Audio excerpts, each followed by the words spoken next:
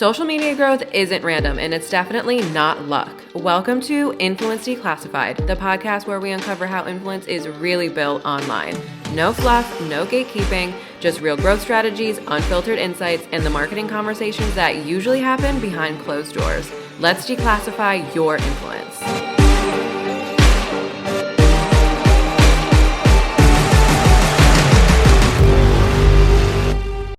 Welcome to the Influence Declassified podcast. I'm your host, Amanda. This is a brand new podcast where I'm going to be giving you the tea on all things strategy, influence, content creation, marketing, small business, regular business, being a content creator, being an influencer. You get the idea, all the things. I am the founder of Nine Cups Marketing, which is a creative social media agency based out of South Jersey. We work with anybody and anyone who has a Wi-Fi connection and is willing to work with us. And by us, I mean me. Nine Cups Marketing is a one-woman show. So for our very first episode, to kick things off, we're going to talk about everything you need to know to hit 100,000 followers in 2026.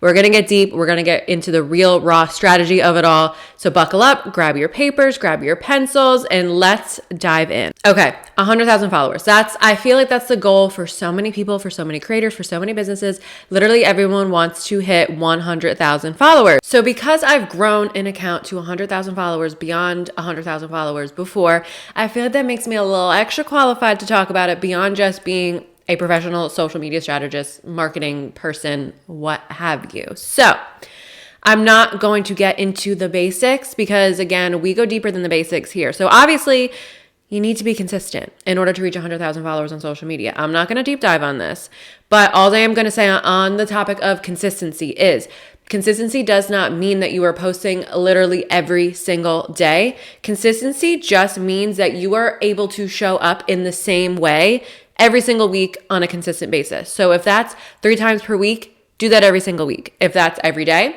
then do that every day, every single week. You need to be consistent in order to grow on social media, in order to hit that 100,000 follower mark. But there is so much more to the growth process that we're going to talk about, but I needed to touch on consistency just because we all know that we need to be consistent in order to grow on social media. Okay, 1, 2, check, got it. Let's move on to human connection. This is going to be so incredibly important in 2026, especially because of AI fatigue. People are so tired of AI this and everything overly curated and overly aesthetic and super perfect and just all the things. People want humanness. They want connection. They want rawness. They want vulnerability. People want to feel like they are connecting to another human being on social media and not connecting to someone's ChatGPT written caption or script. And this becomes especially obvious. Like as I am recording this, we just had the Super Bowl a few days ago, right? How many of the Super Bowl commercials did you notice were AI generated? And how many of those AI generated commercials did you get the ick from? Because I know I personally saw a ton of discourse online of people not only just noticing that a lot of the commercials were AI, but being so sickened and disgusted by them to the point of like taking note of who was using AI and making sure that they're not going to support those businesses. Okay. So we need to get AI. If you want to hit 100,000 followers in 2026, you need to get AI out of your content. And that means we are not using ChatGPT to write our captions. Okay. That means we're not using ChatGPT to give us scripts for our videos. We're coming up with the words that we're going to say that come out of our mouths through our own brains. Okay. We're not going to repeat whatever ChatGPT spits out at us. We're going to use our brain cells. Okay. Love that. People can also use ChatGPT for like 3 to 5 tips for this or the best hack for this. So in terms of educational style content or talking style content, you really want to focus on providing value through your own experiences and your own observations instead of here are the best 3 to 5 tips for blah, blah, blah, or here are my 5 hacks, tips, whatever, blah, blah, blah. You want to educate through your personal experiences and your observations. Again, this is more human. It brings more of that human element into your content that we so desperately need to grow. Okay. So AI is out of our content. That's number 1. Number 2, and this is something you might have heard before, but I want to frame it in a different way for you. You need to have a clear mission beyond just wanting to grow. And this relates to the whole vulnerability, human connection piece, because if your only motivator on social media is just to grow and to make money, people are going to be able to figure that out. They're going to smell that out from a mile away. They're going to get the ick. They're going to understand that you're not being authentic and you're not being genuine. So you need to have a clear mission beyond just wanting to grow and beyond just wanting to make money. Because again, these things are going to be really painfully obvious if you're just showing up on social media for the sole reason to just get a ton of followers and make a ton of money. Like, it's not beyond me that we all want to get a ton of followers and to make a ton of money, but you need to have a mission beyond that. Do you want to provide value? What kind of value are you providing? Do you want to make people feel seen? Do you want to validate people? Do you want to inspire people? Do you want to motivate people? Whatever it is, there needs to be a mission that's bigger than you. I'm sorry, I know that's corny, I know it's cliche, but it's true. Again, if your only motivator for showing up on social media is to make money and to get followers, people are going to sniff that out from a mile away. You're going to turn them off and they're going to scroll so fast past your content. You're not even going to get a chance to hook them in because they're going to smell that energy. So we're getting A out of content. You have your clear mission. Number 3, you need to focus on having a niche audience and not niching down your content. So what do I mean by that? This, in common marketing terms, would be your target audience, your target customer. Who are you speaking to in your content and who is your content for? So you want to get really clear, really concise, and really nail down who exactly you are speaking to. Very common saying in marketing that when you try to speak to everybody, you are speaking to nobody. And that could not be more true, especially on social media, especially in 2026, especially if you're trying to grow to 100,000 followers. So we need to be super clear on who you're speaking to in your content. And this is going to apply to you whether you're a content creator, small business, whatever, does not matter. You need to have a niche audience in mind, someone that you can picture that's like literally like a character, okay? Like, think of them as like a literal human being standing in front of you. What are they interested in? What is their vibe? What is their energy? What preferences do they have? What problems do they have? What are they struggling with? What motivates them? What doesn't motivate them? Where are they struggling to find motivation in life? What do they need inspiration for? Get so specific on all of those things to really nail down your niche audience. And beyond your niche audience, you also want to have specific content formats that you can repeat, okay? So by formats, I mean talking to head style videos or B-roll with text or a vlog with a voiceover. Those are going to be your formats. They are the way that you are delivering your message, the way that you are delivering your content. And this is not the same as niching down because we still want to give people an idea of what to expect from us, not in a way of niching down our content so much that we feel restricted and we're stuck on only talking about or only creating about one specific topic.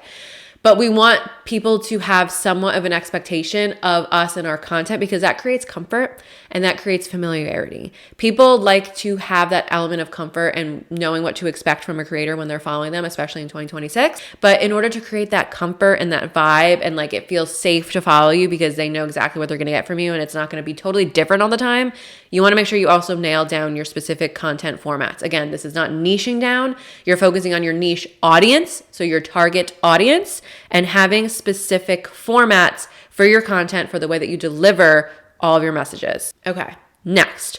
You want to make sure that you are still including a mix of both nurturing content and outreach content. Now, what do I mean by this? Nurturing content is the content that's maybe not going to get you a ton of followers. It's not necessarily geared for growth. It's not necessarily geared for new eyes. But what it is geared for is your current audience, the people who presently follow you.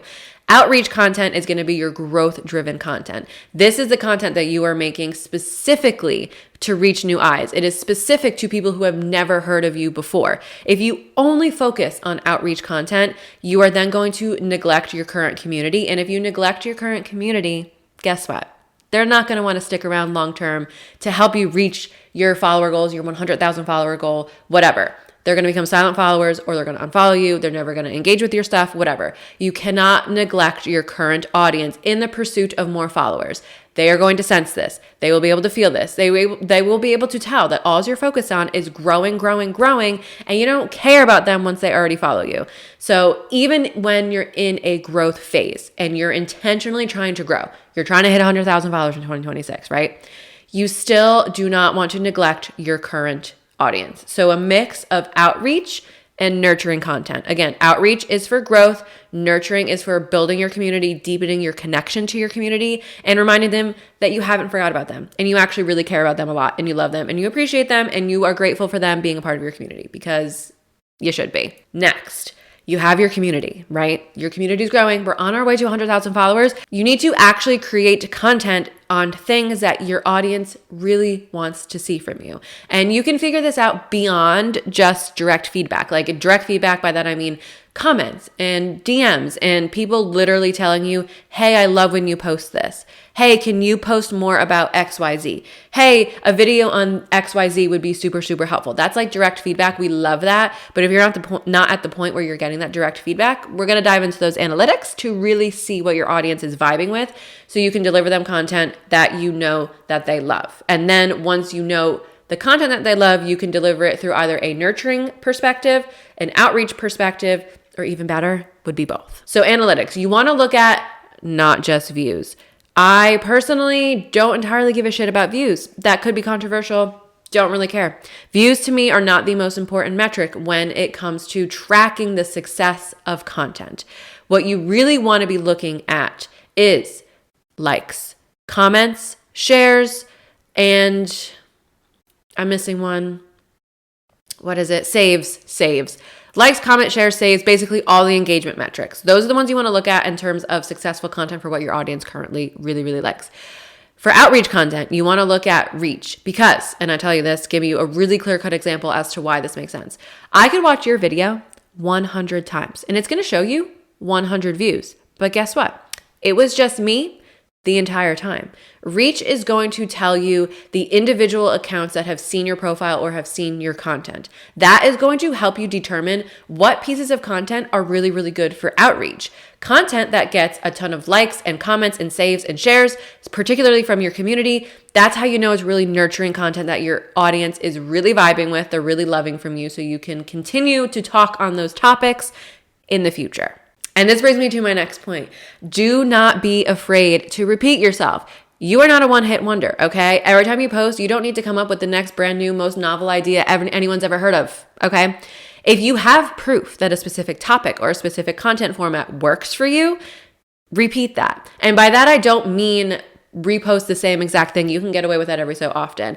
But what I mean is, if you notice, for example, when you post about baking homemade cookies from scratch and you present it as a voiceover style format, and every time you do that, you get a ton of not just engagement, but you also get new followers. It's building your community and it's growing your community at the same time. We love when content does both. So if you're noticing that a specific type of content does that for you, how can you then deliver that content and use that knowledge to create repeat results? So you really want to look for those successful elements and then repeat them in future content. So if people love when you bake cookies from scratch, try baking cookies from scratch using a ASMR, no trending audio style, whatever. See how that does. If people really, really like your voiceovers, try to do a voiceover over maybe making breakfast instead of cookies. See if that works.